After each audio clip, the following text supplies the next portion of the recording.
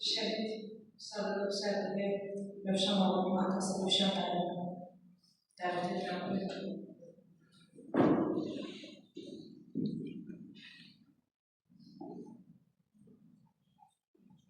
Valla tədbir iştirakçıları hamımızın salamlayıram. Siz bizi sahib kəndinizə görə çox sağ olun. Dəyərli vaxtınızı həsr ediniz üçün sizlərlə.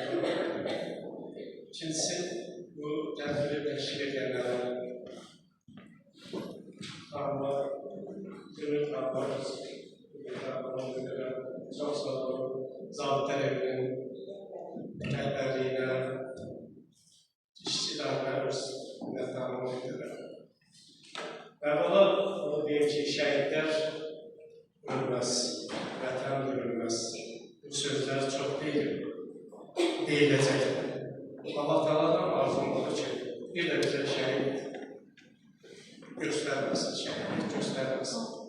Torpaqlarımızı almışıq, alıblar, alıbsız olurlar, şəhidlər, şahidlər var böyle.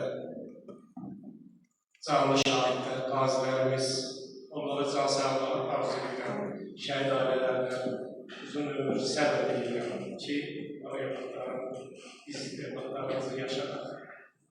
Çox sağ olun, var olun. Mən çox söz deyərəm, burada çox sözlər deyiləsə də çox